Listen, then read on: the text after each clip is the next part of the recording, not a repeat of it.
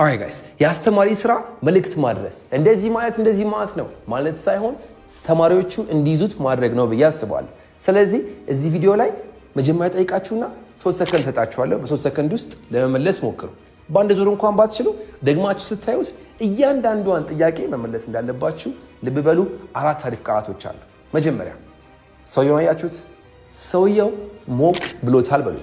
1 2 3 ሞቅ ብሎታል ለማትፈልጉ ቲፕሲ ነው የምትሉት።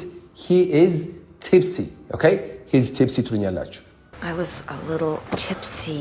I'm still a little tipsy from that beer. ቀጥሎ ሰውየው ሰክሯል በሉኝ። 2 3 እቺ ቀላል ነች። he is drunk ትላላችሁ ማለት ነው። he is drunk እንዳረሱ he is tipsy, he is drunk. He is drunk. My daughter is drunk. ሰክሯል አይደለ? አሁን ደግሞ እየተንተባተበ ነው በሉኝ። 2 come on 3 you got it come on let me give you 3 more 1 2 3 እየተንተባተበ ነው። መንተባተብ he is slurring ነው የምትሉት። ኦኬ he is slurring መንተባተብ ብዙ ነው ያለው። stutter አለ stammer አለ ግን እነሱ ሌሎች ናቸው። slur ማለት ንግግራችሁ ምንድን ነው የሚሆነው? ጉትት ነው የሚለው አይደለ? ለምሳሌ I came here last night and you know what like for real that like ጉትት ነው የሚያደርገው። slur ነው ያደርጋል ያለው ማለት ነው። so he is slurring. Slurring his words? You're slurring your word. የመጨረሻ እየተንገዳገደ ነው በሉኝ።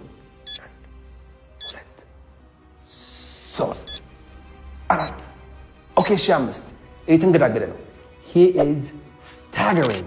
he is staggering ካላችሁ stagger መንገዳገድ ማለት ነው። በሌሎች መንገድም እንጠቀምበታለን but stagger መንገዳገድ። She was staggering around up there. እናንተ ደግሞ ኮመንት ላይ እየተንዘባዘበ ነው ብላችሁ ጻፉልኝ። ድጋሚ በማየት ቪዲዮውን እያንዳንዷን ነገር ተመልሳችሁ ቼክ አድርጉ። one love